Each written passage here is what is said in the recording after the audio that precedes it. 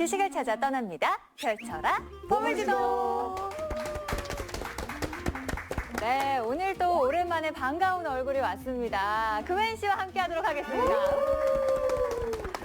아니, 저번에 금엔 씨가 한번 출연을 해주셨잖아요. 네. 그때 이후에 나머지 두 사람보다 한국말 더 잘한다. 금엔이 더 한국인 같다. 이런 이야기들이 좀 많았어요. 표정도 안 좋으신데요. 아니 그때 이후로 자꾸 네. 날 놀리더라고. 그웬이 더 똑똑하다고. 맞아. 인욱 씨 연계국어 맞다. 막 이러면서 연계국어. 저희끼리 이야기를 했는데 네. 그래서 두 분에게 똑같은 질문을 드리고 싶습니다. 두 분은 한국을 대표하는 수출품 하면 어떤 게 먼저 떠오르시는지. 현 자동차로 하겠습니다. 자동차. 우리나라의 H자동차. 네. 자랑스러운 우리의 수출품이죠. 네. 그렇죠. 인욱 씨 한번 말해봐요. 저요? 저는 제가 쓰고 있는 거 뭔데요? 핸드폰. S S전자. 휴대폰. 그렇죠. 제가 있던 곳이었던데도 그렇고 왜 갑자기 씁쓸하게 들리는지는 모르겠지만 알겠습니다. 말까지 더듬네. 우리나라를 대표하는 수출품 이렇게 많지만요. 지금 카메라 뒤에 서 계시는 저분께서는 다른 대답을 좀 해주시지 않을까 하는 생각이 듭니다. 바로 모셔보도록 할게요. 선장님 나와주세요. 안녕하십니까.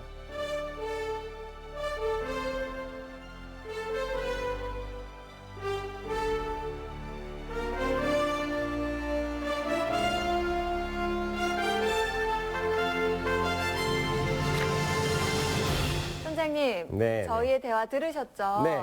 선장님께서 생각하시는 우리나라를 대표하는 수출품 네. 어떤 거가 있을까요? 뭐 질문 자체가 뭐 전반적인 수출품을 이제 말씀을 이제 하셨던 것 같아요, 그죠? 제가 전공하고 있는 한의학을 국한해서 좀 본다면 아무래도 가장 인기가 많은 인삼이지 않을까 뭐 이런 생각도 해봅니다. 네. 인삼. 네. 사실 인삼은 우리나라 수출품 역사로서도 굉장히 길지 않습니까? 맞습니다. 특히 외국인들 만나면 참 이야기를 많이 하는데요. 인삼을 진생으로 다 알고 있을 거예요, 그죠? 맞아요. 왜 인삼이 진생일까요? 왜 진생이에요? 내 인생이에요. 대답해주세요, 그웬. 한국 분들이죠. 모르겠습니다. 그 인삼이라는 거를 이제 우리가 고려 시대 때부터 뭐 이슬람인들의 교역품으로도 되게 유명했고 또 조선 시대에 들어와서 대량 생산이 가능해지면서 또 많이 우리나라에서 주요한 교역품이 또 됐어요.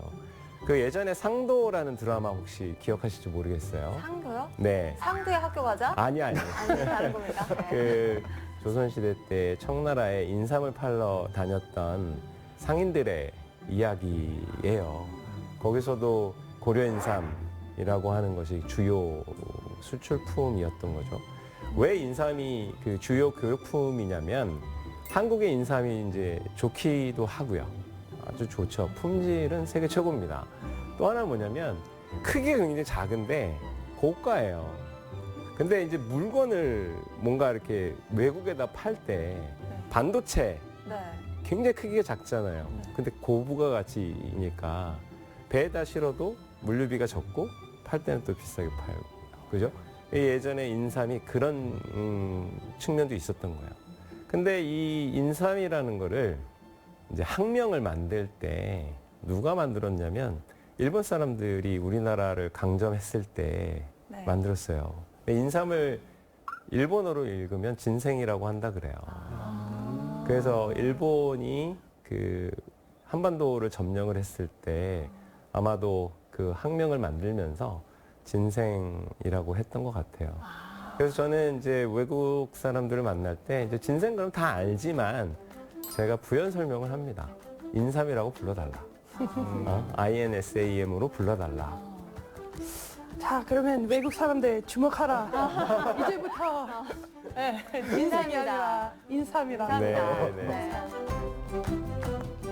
우리 선장님이 말씀해주시는 우리나라 대표 수출품은 인삼이다 이야기를 해주셨는데요. 그럼 선장님과 함께하는 K-메디 이야기 본격적으로 시작해 보도록 하겠습니다.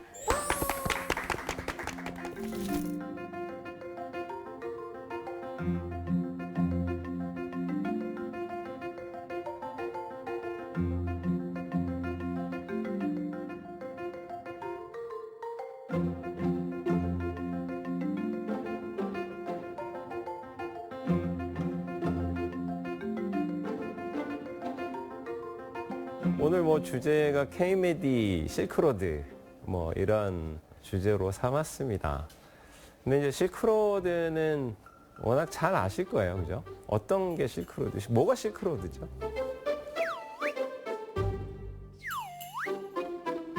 갑자기 조용해지시네요. 실크로드요. 무역을 했던 길이요. 그렇죠. 실크를 교역을 했던 길을 이제 실크로드라고 합니다.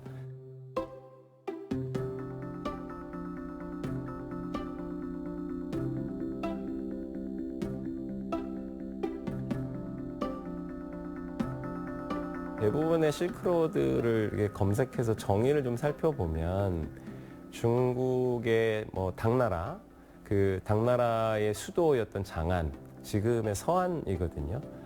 실크를 이제 수출을 하는 거죠. 근데 이 서안을 가보시면 사막 기후에 되게 근접해 있어요. 서안에서 서쪽으로 조금만 더 넘어가면 타클라마칸 그 사막지대가 나오거든요. 그 여러분들 서유기의 그 화염산이라고 혹시 들어보셨을 거예요. 네. 네. 삼장법사가 서역으로 가면서 굉장히 고난을 겪었던 지역 중에 하나로 나오는데 거기가 그 타클라마칸 사막을 이야기합니다. 근데 그 사막을 지나면 살아서 그 사막을 넘어가면 중앙아시아가 나오고 거기에 이제 오아시스가 등장을 해요. 지금의 우즈베키스탄 사마르칸트나 부하라 지역이 되고 이제 거기서 좀 쉬었다가 이제 서쪽으로 더 넘어가면 유럽이 되는 거죠. 그래서 실제로 그 지금도 우즈베키스탄을 가보거나 또는 투르키예를 가보면 비단 관련된 산업들이 있습니다. 또 남쪽으로도 이 비단이 전파가 됐던 그 유적지들이 좀 나와요. 그 스리랑카에 가면 그 수도 콜롬보에서 차로 한 4시간, 5시간 정도 북동쪽으로 올라가면 시기리아라는 곳이 나옵니다. 이 시기리아가 평원지대인데 그 시기리아 락이라고 평원 한가운데 우뚝 솟은 돌산이 하나 있어요. 깎아지른 절벽으로 두른 산이 있는데 이 돌산 위에 궁전을 지었어요. 그래서 궁전을 이 스리랑카의 역사를 보면 이제 왕자끼리 다툼이 있어서 왕자 한 명이 도망을 쳐서 거기다가 왕궁을 만들고 이제 요새를 만든 거죠. 근데 그 요새 주변에 벽화가 남아 있는데 그 벽화를 보면 실크를 입고 있는 그 여성의 모습이 벽화에 그대로 남아 있습니다. 지금도. 그러면 그 실크가 남쪽 심지어 바다 건너 스리랑카까지도 갔다라는 것을 알 수 있잖아요. 그러니까 실크는 그 역시 아까 인삼이 작은 그 크기인데 고가로 판매가 됐다는 이야기를 했었는데 실크도 아마 그런 게 있었을 거예요. 되게 품질도 좋고 또 이 보관도 용이하고 들고 가기도 편하고. 그런데 실크가 과연 중국에서 있었을까요? 중국에서만 있었을까요? 아닙니다. 아니잖아요. 그죠? 네. 어디도 있었죠? 코리아. 그렇죠. 네. 네. 한국도 유명했습니다. 여러분도 잘 아시는 잠실도 누에와 관련된 또 비단을 만들어내는 것과 관련된 그런 지명, 그 뽕나무밭이었던 그래서 잠실이잖아요. 나 잠실이라 해서 서울 잠실 얘기하시는 서울 잠실 맞아요. 그거예요? 네. 저는 잠실 잠실하면 딸이요. 야구장밖에 생각 안 나시죠. 그거밖에 생각이 안 나. 그래서 실크도 한국에서 유명하죠. 네. 그래서 뭐 실크를 누가 먼저 만들었냐에 논하는 것은 아니지만 그 실크로드라고 하면 뭐 우리나라에서 시작했다고 저는 주장하고 싶지만 어쨌든 동쪽 끝은 중국이 아니라 한국이었다라고 이야기를 하는 거죠. 그래서 동쪽 끝이 한국이었을 것이고 서쪽 끝은 유럽이었을 거니까 실크로드는 생각보다 길고 또 유구한 역사를 가지고 있다. 이렇게도 얘기할 수 있을 겁니다. 그래서 이 지역은 동서 문화의 충돌지였던 것 같아요. 그 투르크 계열들, 투르크는 돌궐이거든요.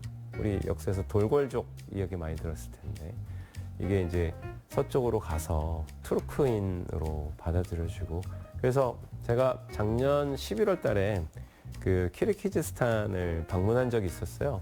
근데 그날이 하필이면 투르크 연합 그 국가 수장들 회의가 있었어요. 그러니까 우즈베키스탄, 투르크메니스탄, 아르메니아, 또 튀르키예, 키르기스탄, 뭐 카자흐스탄 대통령들이 한 자리에 모여가지고 그 투르크 연합체 그 국가 수장들이 매년 한 번씩 회의를 한다고 그러더라고요. 그래서 돌고래 후예드림을 스스로 이제 돌고래고요? 예 투르크가 돌고래예요? 네. 네. 몰랐습니다. 네네. 뭐 시작은 이제 그 북방 이민족들이 이렇게 세력을 펼치면서 유럽과 아시아를 연결하는 곳이니까 이렇게 동서교역은 정말 다시 한번 강조하지만 천년 전부터 수천 년 전부터 이루어지고 있었다 이렇게 말씀드릴 수 있을 것 같습니다.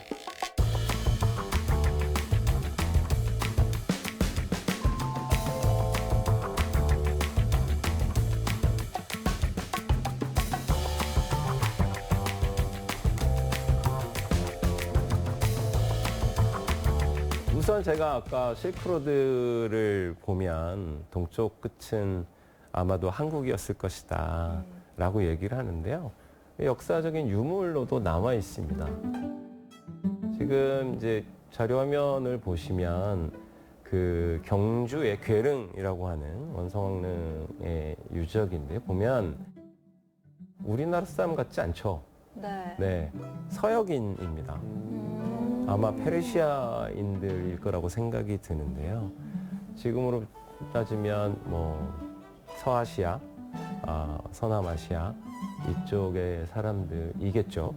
저 사람들이 왕릉을 지키는 사람으로 남아있다, 석상으로 남아있다라는 것은 지금 우리 구현 씨가 한국에 와 있어서 한국말 잘하시는 것들 때문에 대단하시다라고 생각하지만 1000년 전, 1500년 전에 서역인들이 한국말을 몰랐을까요?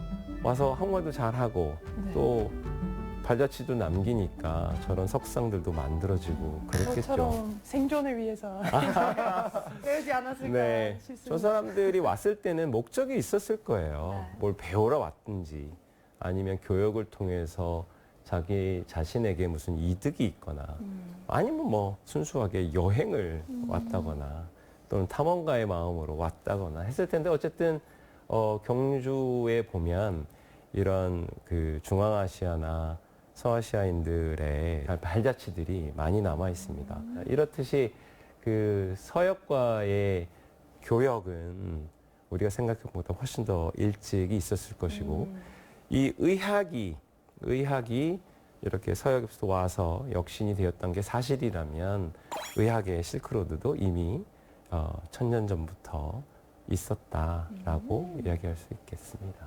네. 선생님, 저 네. 궁금한 거 있는데요. 네네. 그러면 이 실크로드의 이스트 엔딩 포인트가 지금 현대 어디인가요? 이제 한약에서 그 관련된 교역로를 한번 살펴본다면 다음 그림 한번 보면 좀 이해를 하실 수 있을 것 같아요. 이 그림은 그 지금 우즈베키스탄 사마르칸트에 있는 아프로시아 궁전의 벽화예요. 지금 보시면 오른쪽 두 사람이 머리에 깃털이 달려 있고 앞에 칼을 차고 서 있는데요. 이 복장과 모습은 고구려인의 모습이라고 합니다. 그래서 이 사신이 이 아프로시압에 가서 그 왕에게 사절단으로 갔을 텐데 물론 이 그림에는 두 사람만 있지만 이 사람 두 사람만 출발했을 것은 아니고 사신으로 갔을 때 여러 명의 사신단이 꾸려졌을 것이고 그 사신단에는 의사들도 있었을 것이다. 그리고 그 의사는 당연히 약재라든지 치료 도구도 이미 교육은 됐을 것이다. 이런 생각을 해봅니다. 도착하니 2명만 남은 건가요? 그런 건 아니고 저 그림에 그런 거 우리가 사진단을 꾸려서 네. 뭐 한 20명, 50명이 간다 하더라도 기념사진 찍을 때는 그렇죠. 대표자 몇 네, 명만 네. 찍을 거잖아요. 중요한 그- 분들 모셔가지고 그렇죠. 찍고. 요리사도 따라가고 하는데 주치의도 따라가고 하는데 다 사진 찍지는 않았을 테니까. 다행입니다. 네. 네, 그런 네. 건 내가 해야 되는데 왜 내 거 뺏어가면 어떡해. 미안합니다. 이 아프로시압은 굉장히 유명했던 왕국이었었어요. 그래서 여러분 잘 아시죠? 알렉산더 대왕. 네. 북마케도니아 출신인데 기원전 4세기 때 활약했던 인물이에요. 동쪽으로 계속해서 영토를 확장해 나가죠. 하면서 큰 도시의 이름을 알렉산드리아라고 명칭을 해요. 그래서 지금 이집트 카이로에도 당시에 세계 최대의 도서관도 만들고 또 학자들도 불러 모으고 그래서 곳곳에 그 알렉산드리아를 만들거든요. 근데 이 동쪽으로 계속 움직이다가 인도하고 맞붙게 돼요. 인도 군하고 맞붙게 되는데 인도군이 뭘 끌고 나왔냐면 코끼리 부대를 끌고 나와요. 코끼리 부대? 네. 그래서 알렉산더 대왕이 그 부대랑 싸우다가 이기질 못해요. 계속 동쪽으로 가는 게 거침이 없는데 인도하고 접경해서 결국은 패하고 방향을 북쪽으로 옮깁니다. 그래서 코끼리 때문에. 네. 그래서 북쪽으로 옮겨가지고 어디까지 가냐면 지금의 사마르칸트까지 가요. 그래서 지금 아프로시아 궁전 근처에 그 아프로시아 평원이라고 지금 이제 유지가 남아 있는데 거기를 발굴하다 보면 알렉산더의 은화가 나옵니다. 네. 그러니까 저 지역까지 우리 의학이나 우리의 문화가 연결이 되었다면 또 마찬가지로 서쪽으로 기록에 남아있지는 않겠지만 유럽까지도 연결되었을 것이다라고 저는 추정을 해봅니다.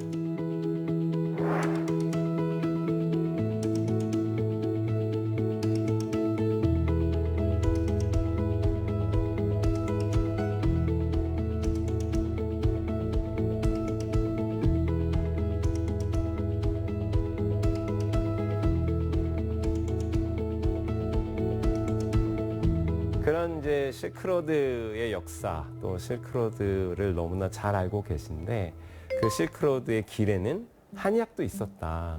이 얘기를 하고 싶어서 오늘 주제를 K-메디 실크로드라고 잡아봤습니다. 네. 실크로드를 따라 그렇죠. 한의학도 왔다 갔다 하면서 교류를 했군요. 그렇죠. 궁금합니다. 네. 이 고려는 이제 그 고구려의 정신을 많이 이어받았다라고 얘기를 하는데요. 이 고려는 그 굉장히 이 침술로 유명했습니다. 짐술, 네. 아큐펑처. 네, 굉장히 유명했던 게 여러 가지로 이제 알 수가 있는데 그 중국에서 이제 한나라 때 지금부터 한 2000년 전에 굉장히 유명한 그 의서가 저술이 돼요. 황제내경이라고 하는 책이 만들어집니다.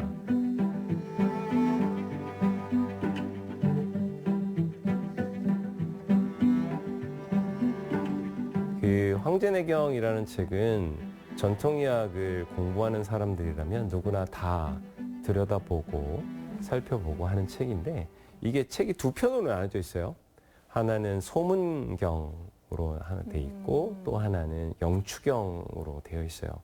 근데 소문경은 그러니까 황제내경 소문은 의학의 기본적인 이론을 담고 있는 책이고 영추경은 침술에 관한 내용들이 주로 되어 있어요. 그래서 이게 두 개가 이제 만들어졌는데 이 책이 그대로 이렇게 전수가 되는 게 아니라 중간에 이제 책을 소실을 하는 것 같아요. 잃어버린 것 같아요. 특히 뭘 잃어버리냐면 영추경을 잃어버렸어요. 어떡해. 송나라 때 들어와서 이제 송나라 때는 문치주의를 숭상하던 국가였기 때문에 출판 인쇄술이 이제 발달이 되면서 송나라 때 책을 자 이제부터는 책을 잃어버리면 안 됩니까? 책을 찍자. 의서만 전문적으로 찍어내는 기구를 만들었어요. 그래서 교정의서국이라고 하는 기구를 만드는데 그 기구에서 책을 다 찍어요. 근데 그 황제내경이라는 책이 굉장히 중요한 책인데 소문은 찍었는데 영추가 없는 거예요. 근데 그 송나라 조정이 고려 조정한테 너네 갖고 있는 책 목록을 좀 보내봐봐. 왜냐면 자기네들한테는 없는 것도 있으니까 그랬는가 봐요. 그래서 고려 조정에서 자신들이 갖고 있는 책 목록을 보냈는데 거기에 고려 침경이 있었어요. 근데 그 고려 침경이 봤더니 자기네들한테 사라졌던 영추경이었던 거예요. 그래서 그 책을 가져다가 영추경을 다시 복원을 합니다. 네, 그래서 지금 학계에서는 정설로 되어 있어요. 고려 침경 때문에 영추경이 이제 복원이 됐고 그 영추경에 있는 내용들이 지금 중국이나 한국이나 일본에서 배우는 모든 침구술의 가장 기본이 되는 텍스트가 됩니다. 엄청 중요한 자료를 고려의 잃어버릴 뻔했네요. 역할이었죠. 어. 네. 그리고 또 하나는 고려의 설경성이라는 인물이 있었어요. 이 사람은 침술로 굉장히 유명한 사람이었는데 이 사람이 누구의 주치의가 되냐면 그 원나라 세조의 주치의가 됩니다. 네. 원나라 세조는 누구냐면 쿠빌라이 칸이거든요. 쿠빌라이 칸은 징기스칸의 손자입니다. 네. 그러니까 이 원나라가 굉장히 이제 그 통일 제국으로 명성을 떨쳤을 때 황제의 주치의를 고려인을 데려다가 썼다라는 거예요. 침을 잘 놓기로 유명했다 그래요. 그래서 기록에 보면 설경성이라는 사람은 주치의로서 활약을 하고 또 세조하고 바둑도 두고 네. 그러다가 고향이 너무 그리워서 집에 보내달라고 막 간청도 해요. 황제가 그래 갔다 와라. 다만 꼭 돌아와야 된다. 그래서 갔다가 또 돌아오고 돌아왔네. 돌아왔어. 왔다 갔다 합니다. 생일을 오빠면은 가지고. 나 안 돌아왔지.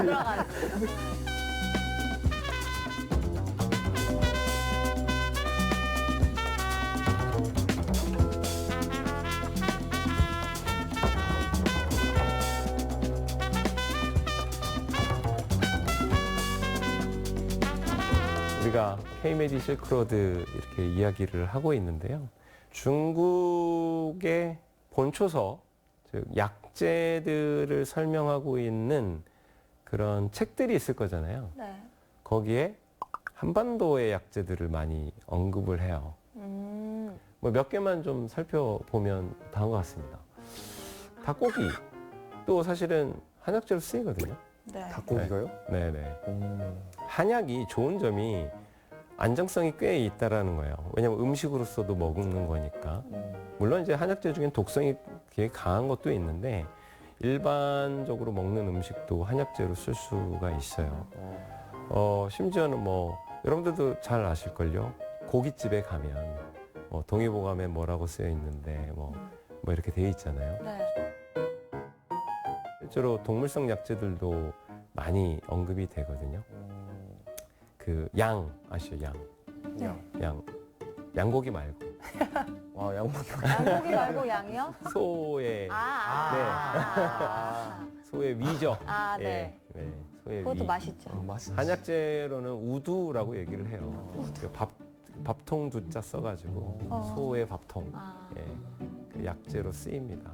그래서 양을 파는 곳에 가면 뭐 동의보감에 뭐 어쩌고 저쩌고 뭐 이렇게 써 있는데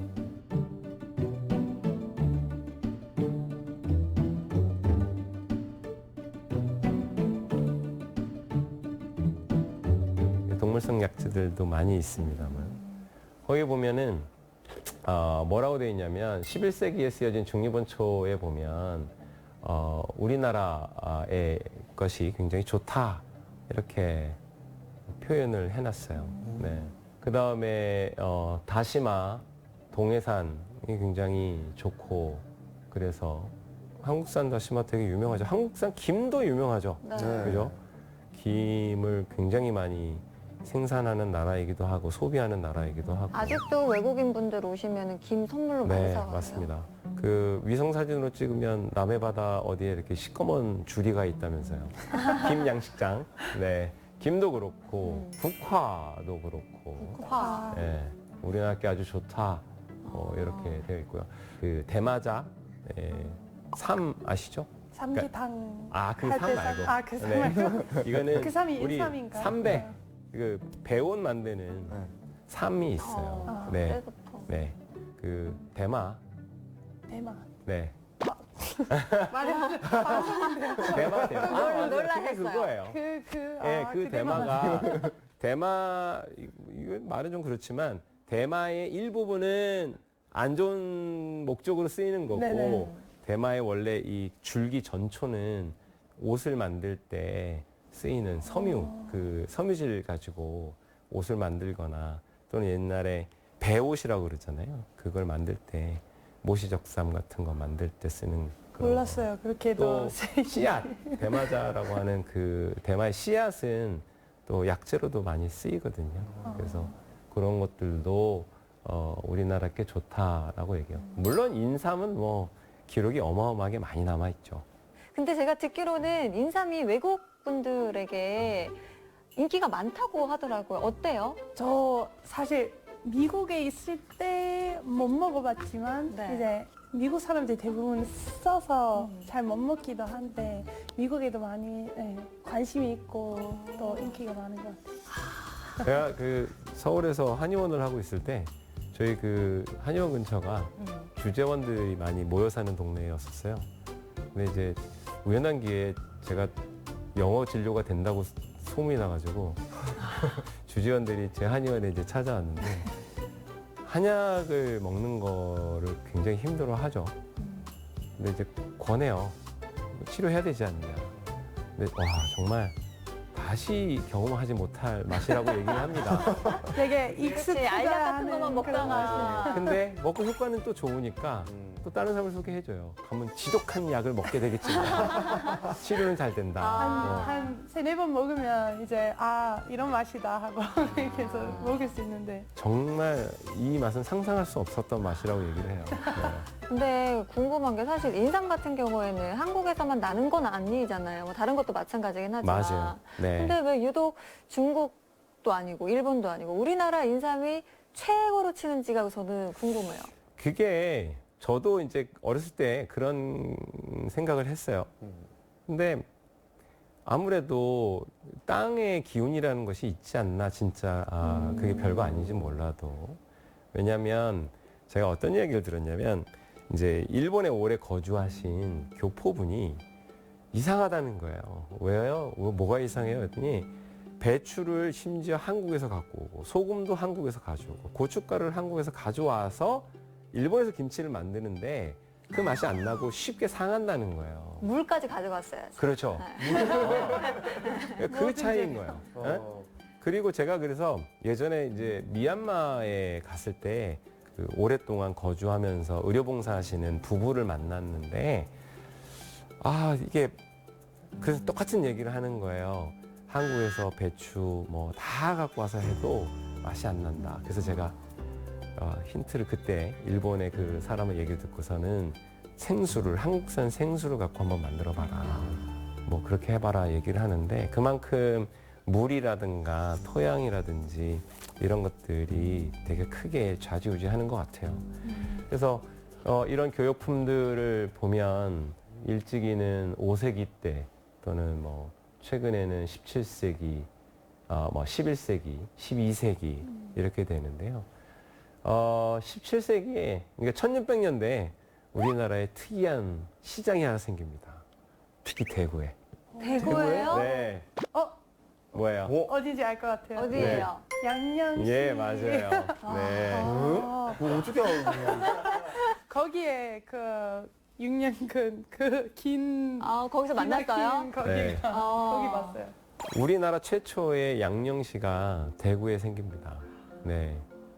양양씨 들어본 적도 없는데 이거 어떻게 알고 약재는 예전부터 귀했기 때문에 국가에 다 진상을 해야 되는 국가 전매품이었던 거죠.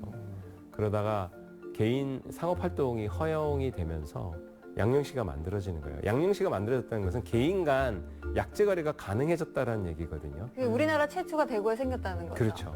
네. 600년 전에 저게 만들어집니다.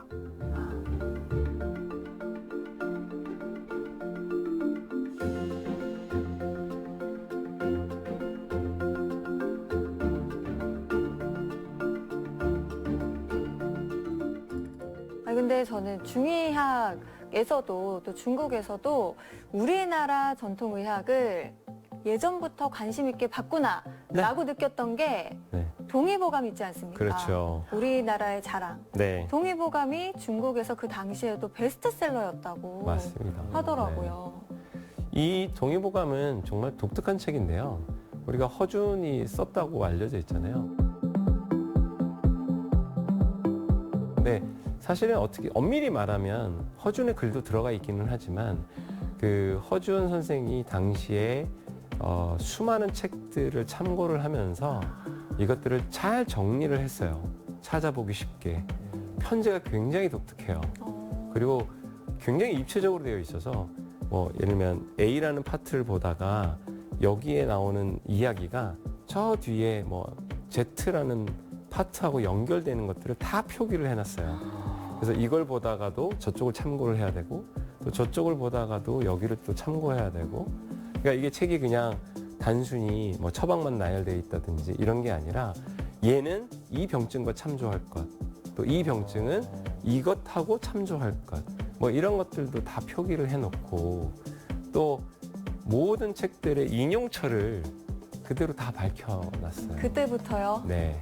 그 네. 시절 인용철 다 박히기가 쉽지 그렇죠. 않았을 쉽지 텐데. 않죠. 네. 제가 이제 중국 사람들하고 자주 만나는데 뭐 저한테 공격적으로 그러죠. 중국 책들이 다수 들어가 있는데 그러면 중국의 내용들이 훨씬 더 많은 거 아니냐 이렇게 하지만 중국인 어떤 누구도 이와 같은 책을 만들어내는 역사는 없지 않느냐. 맞아. 그럼 니들이 만들었던 그죠. 거. 모든 책들을 그냥 처음부터 끝까지 하나로 묶어서 출간을 한 적은 있지만 필요한 내용만 딱딱 끄집어내어서 새로 편을 만들고 그것이 또 다른 편과 어떻게 연결되는지 이렇게 입체적으로 구성해서 보기 편하게 되어 있는 책은 없지 않느냐. 이렇게 반문을 하면 이제 더 이상 말을 못하죠. 이 세계 기록문화유산으로 등재가 됐잖아요. 이 동의보감이. 그 가치가 이 책의 아주 독창적인 구조 이런 것도 물론 있었을 거고 그 다음에 이 책이 인류에 공헌한 그런 가치 이 책이 실제로 민간에서 쓰이고 민간의 질병을 다스리는 데 굉장히 중요한 역할을 했던 그런 가치 이런 것들 때문에 그리고 무엇보다도 아직까지도 쓰이고 있다는 거. 네. 이게 중요한 가치였던 거예요. 생명이 기네요. 그래서 중국에서 이 동의보감을 중국판 동의보감을 많이 찍어냅니다. 거의 한 30종 정도가 된다고 알려져 있어요. 와우. 네. 네, 지금도 찍어내고 있고요. 중국판 동의보감은 어떻게 좀 다른가요? 그러니까 이 재밌는 게 네. 중국에서 사신이 오면 네. 뭘 갖고 가고 싶어 했냐면 동의보감 전지를 갖고 가고 싶어 했어요.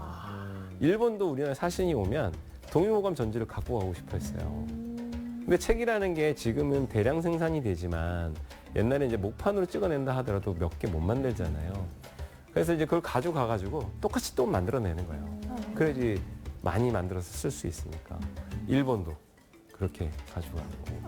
네. 그래서 중국이 알게 모르게 한국의 의학을 되게 좋아했어요. 그 허임의 친구 경험방이라는 책이 있어요. 허준하고 거의 비슷한 시기의 인물인데 이 책에 보면 중간에 이렇게 병증을 한글로 적어놓은 부분이 있거든요. 근데 그 책을 중국 사람들이 가져갔어요. 근데 그걸 가지고 책을 만들어내는데 편제는 동의보감처럼 만들고 내용은 허임의 친구 경험방을 가져갔어요. 근데 가져갔는데 한글이 들어가 있잖아요. 네. 어떻게 했을까요? 그러면 그 한글을 어떻게 했을까? 뺐어. 내가 만약에 만든다면 한글 빼고 글자를 위로 올려 붙여가지고 만들었을 텐데 네. 한글 부분을 먹줄을 쳤어요. 성의가 없네. 한글 부분을 먹줄로 치고 네. 그냥 똑같이 만들어내게 돼 있어요. 그래서 중국의 친구학에 대해서 굉장히 유명한 학자가 있는데 이 책은 중국의 수치다 아하. 이렇게 평가할 정도로 그러면서 한국의- 뭘 자꾸 잘난 척하고. 한국의 의학이 굉장히 유명했던 거죠. 네.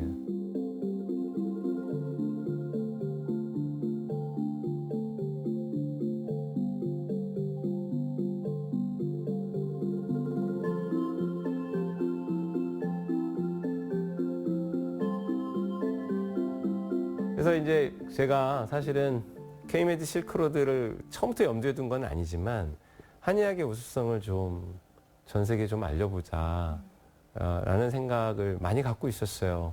하고 싶었고 기회만 되면 하고 싶었었어요. 근데 우연한 기회에 보건복지부 산하기관인 한의학진흥원에서 한의학 해외교육 사업을 공모를 했고 제가 지원을 해서 그 한의학 해외교육 사업을 시작을 하게 됐어요.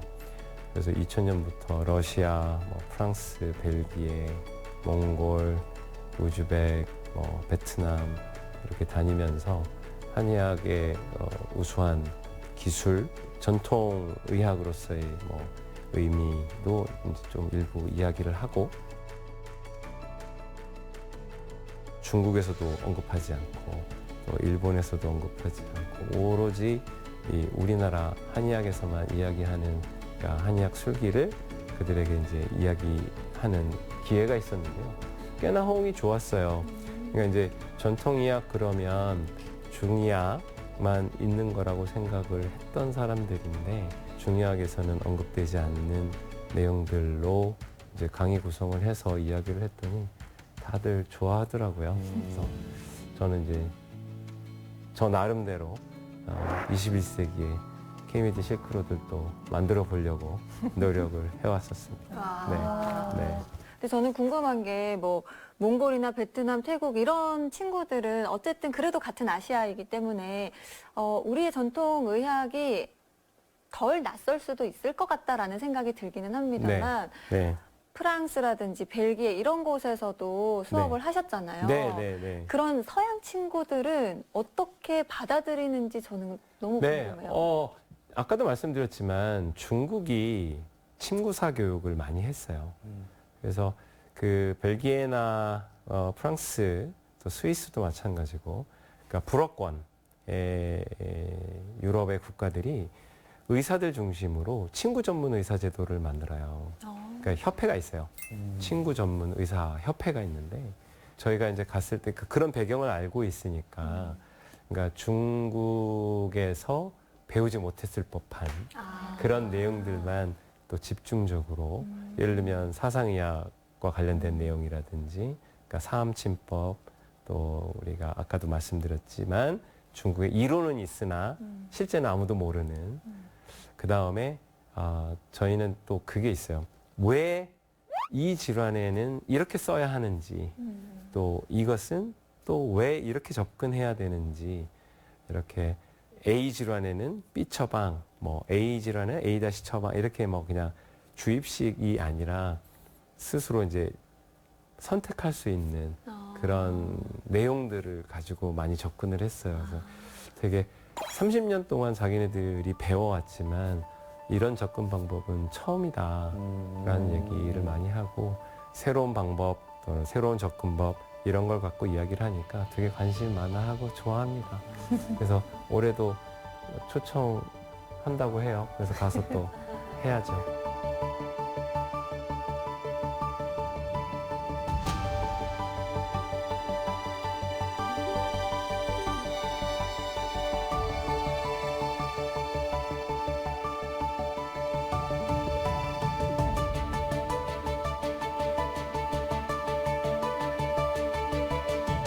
제가 이거를 하면서 22년도부터 그 실제로 한의학을 배우고 싶은 해외 의대생들이랑 또 전통의학과 학생들을 우리 학교로 불렀어요. 한국에 되게 오고 싶어 하거든요. 왜냐하면 가서 제가 수업도 하지만 야, 너네 기회 되면 우리 학교 와서 직접 수업도 듣고 한국도 느껴봐라. 한국 되게 오고 싶어 해요. 그래서 이제 학생이다 보니까 거기도 이제 부모님이 너 한국에 놀러 간다 그러면 또 잘 안 보내주잖아요. 근데 한국에 교육 받으러 간다 이런 것도 많이 또 도와주실 테니까. 그래서 매년 여름에 2주씩 한의학 교육을 합니다. 그래서 첫 해는 코로나 끝난 직후라 그때는 몽골하고 우즈벡 사람들만 한 20명 정도 들어왔었어요. 그러다가 이제 작년에 이제 100명이 넘는 사람들이 인도에서도 오고 중국에서도 오고 또 뭐 베트남, 몽골, 뭐 우즈벡 뭐 이런 사람들이 왔는데 아마 올해 여름에도 또 하겠죠. 그때는 또 더 많은 국가와 학생들이 오지 않을까 싶은데요. 되게 좋아요. 나가서 하는 교육은 교수들이 저 포함해서 몇 명이 안 되는데 들어오면 여러 교수님들이 들어와서 수업을 나누어서 하니까 뭐 다양한 수업 또 듣고 뭐 예를 들면 추나도 있고 또 뭐 심술도 다양하니까 이런 것들도 배우게 되고 하니까 굉장히 좋아합니다. 그래서 실크로드는 우리나라 안에서도 이루어지고 있다. 네. 왜냐하면 이들이 자국으로 돌아가서 자신의 경험을 미래에 자기들의 술기에 또 밑바탕으로 쓸 테니까. 우즈벡 친구들은 단골이네요. 성영일 원장님하고 관련이 있어요. 성영일 원장님하고 제가 이제 친해지면서 특히 이제 우즈벡은 그 전통의학의 역사가 긴데 이게 학문적으로 자리 잡은 게 얼마 안 됐어요. 그래서 뭔가 초창기와 같은 느낌이라 배우고 싶은 것들이 많아요. 그래서 이제 베트남은 월의학, 우리로 치면 월남이니까 베트남의 전통의학이 굉장히 잘 발달되어 있고 또 몽골도 또 잘 발달되어 있어요. 그런데 이 우즈벡은 욕구는 되게 많은데 아직 좀 부족한 부분들이 많아서 그렇고요. 네. 선장님 같은 분들의 도움이 필요하겠네요. 네. 그래서 자주 가고 있습니다. 네. 오늘 뭐 여러 가지로 K-메디 실크로드 그러면서 한약재 수출 역사 속에서 한약재 수출이나 또 역사 유물을 통해서 K-메디 실크로드와 연결될 수 있는 것들 이야기를 했고 또 그 K-메디 실크로드는 교육과 교역을 통해서 지금도 이루어지고 있다라는 얘기도 많이 이야기를 한 것 같아요.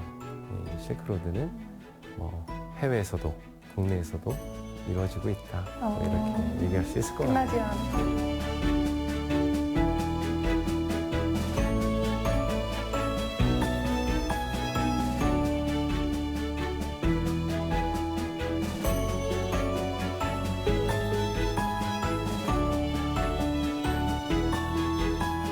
재밌으셨는지 모르겠습니다. 너무너무 재밌었습니다. 네.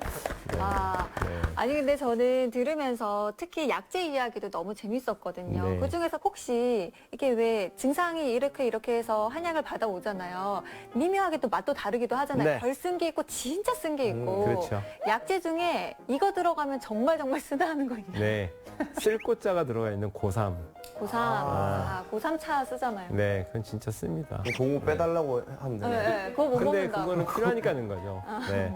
그 다음에 이제 열을 치료하는 약재들이 있어요. 뭐 황백이라든지 또는 황백? 예, 누를 황자가 들어가는 약재들이 있거든요. 네. 그 삼계탕에 들어가는 환기. 환기 말고. 아. 환기는 말고. 그럼 삼계탕이 쓰겠죠. 삼계탕이 쓰겠지. 치료약들이 좀 맛이 되게 써요. 네. 근데 아주 그 1차원적인 질문일 수는 있겠습니다만 그런 생각이 들었습니다. 이 한약재의 세계화를 위해서 좀 한약을 달달하게 만들어 주실 생각은 없으세요? 아니, 그러니까 그런 노력도 필요해요. 네. 왜냐면 그 비타민 아시죠? 비타민. 네. 비타민은 무슨 맛이에요? 상큼한 맛이요. 그죠? 비타민은 원래 씁니다. 아, 네. 근데 그거를 먹으면은요, 이 혀가 갈라질 정도로 굉장히 써요. 근데 못 먹으니까 거기다가 달콤한 거를 씌우는 거예요. 그래서 고단위 그 비타민 있잖아요. 네. 그거 이렇게 혓바닥에 놓고 한번 녹여서 드셔보세요. 혀가 갈라질 거예요. 깨물어서 드시면 안 돼요. 그러니까 비타민 그러면 과일 이러니까 과일 향을 묻히고 과일 맛이 나게끔 하는 거잖아요. 그 신문에도 한번 났죠. 약국에서 어린이 비타민 대부분 설탕이다. 그래서 맛있었구나. 네. 실제로 비타민은 맛이 이렇게 달콤하거나 그러진 않거든요. 그래서 약도 당의정이라고 그래서 목 넘김이 좋게 이렇게 코팅을 해요. 설탕을 코팅을 하거든요. 그래서 그런 작업도 일정 정도는 필요할지는 몰라요. 그래서 실제로 많은 한의사들은 한약 복용의 편리성을 위해서 제형 변화를 많이 시도하고 있습니다. 환 이런 거 있잖아요. 네, 환도 있고요. 그 다음에 분말처럼 만들어서, 그러니까 끓인 약재를 다시 농축해서 분말을 해가지고 이렇게 털어서 넣을 수 있게, 또는 물에 다시 타가지고 먹기 편하게 이런 경우들도 있고 다양한 방법들이 시도되고 있고요.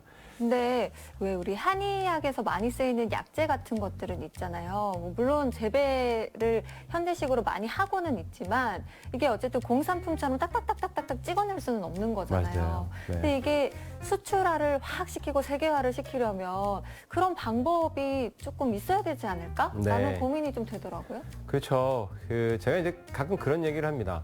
디지털화되어 있지 않은 약재가 약으로서 약점이 있는 거 아니냐, 이렇게 얘기를 하죠. 근데 사람 몸은 디지털은 아니거든요. 사람 몸 자체가 아날로그인데 한약재는 미묘한 차이가 있어요. 아날로그 자체, 그러니까 생물이고 아날로그니까 아날로그를 아날로그로 접근을 했을 때 이게 더 맞을 수도 있다.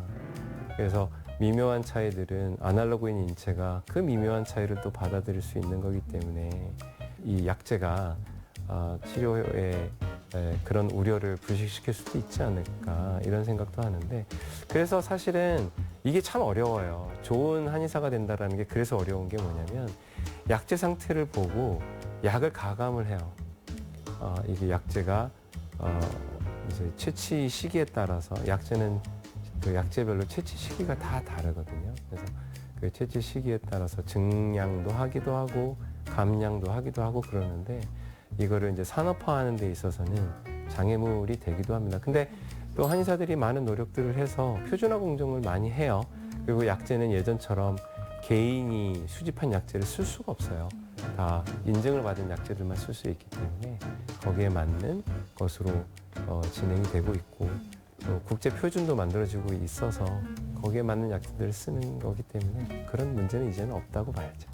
네, 오늘 K-메디의 실크로드에 대해서 이야기를 쭉 나눠봤는데, 그렇다면 선장님께서 오늘 강의 한마디로 정리를 해주신다면요? 네.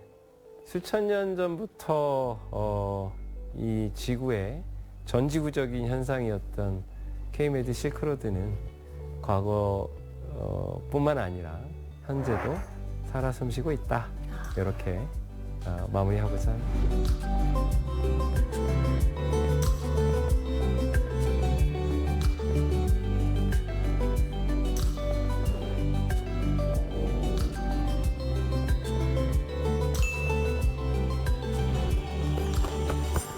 오늘 손지창 선장님과 함께하는 보물지도였는데, 사실 주제가 한의학이라서 규현 씨가 좀 긴장을 많이 했었거든요. 오늘 함께해봤는데 어땠습니까? 좀 좋았습니다. 양경 씨도 마치시고. 맞아요. 네. 난 뭐 했냐? 사실 그 촬영하기 직전에 이제 정인욱 오빠랑 얘기하는데 저희 둘 다 멍 때리고 있다가 이제 말 못하는 거 아니냐고 그래서 좀 티키타카를 했었는데 이제 생각보다 너무 흥미로운 이야기가 나왔고 네, 너무 좋았습니다. 네. 선장님 감사합니다. 감사합니다. 네. 좀 쓰지만 아플 때 한약 다려 먹어볼 의사가 있습니까? 이제 그 사실 주변에 친구들이 저 뭐 조금이나 기침 나거나 그러면은 그 입천장에 붙이는 막 그런 거 주기도 하고. 그게 뭘까? 저한테도 많이 네, 먹이고 그렇습니다. 그래서 먹이고. 많이 먹고 있습니다. 알겠습니다. 네. 앞으로 너무 아픈데 계속 치료가 안 된다 했을 땐 정말 한약 한번 도전해 보세요. 좋아요. 네. 사탕 하나 물고. 네. 보로로 그런 애기 사탕 말고 설탕 덩어리. 설탕 덩어리 네, 맞아요. 네, 네. 네, 우리 인욱 씨는 오늘 어떻게 들었어요? 뭐 일단 처음에 시작할 때 뭐 한국 온 지 6년 됐다고 하고 저 35년 됐다 했잖아요. 네. 저 3년으로 좀 바꿔주세요. 3년. 어우, 9년보다 너무 오르니까 쉽지 않더라고. 그리고 한약재에 대해서 이렇게 좀 들었는데 네. 저는 사실 뭐 한약재라고 하면은 전부 다 이 풀 말려가지고 그걸 다 끓이는 그쪽으로만 생각하고 있었는데 닭이라든지 뭐 이런 것들 동물성 이런 것들도 있다고 하셔가지고 좀 흥미롭게 들었습니다. 네. 재밌게 새로운 사실도 좀 알고. 알겠습니다. 세계 전통 의학 시장 규모가요, 2027년쯤이 되면 8천억 달러 규모로 커진다고 합니다. 이렇게 큰 시장에서 우리 한의학이 더 크게 활약할 수 있도록 또 응원하도록 하겠습니다. 오늘의 보물지도는 여기서 마무리하고요. 다음 주에도 재미있는 주제와 찾아오겠습니다. 다음 주에도 찾아라 보물지도.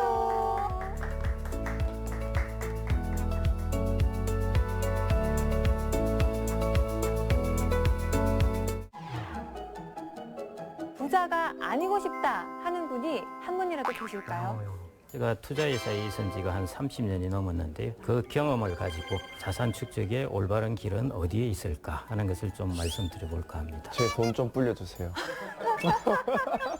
여러분들이 세금을 절약할 수 있으면 절약하는 금융 상품을 택하는 것이 첫 번째로 가장 중요합니다. 절세. 그 다음에 잘 아시나요? 잘 모르겠습니다. 듣긴 들어봤어요. 그거 하셔야 돼요. 조금이라도 지금 자산 관리를 하겠다 하면은 네. 무조건 저 비클에 넣어놓고 하시는 게 중요합니다. 나이가 젊으신 분들은 자산을, 나이가 많을수록 오늘 이제 가져가시면 됩니다. 근데 그거 반대로 하시는 분도 되게 많아요. 그럼 안 좋습니다.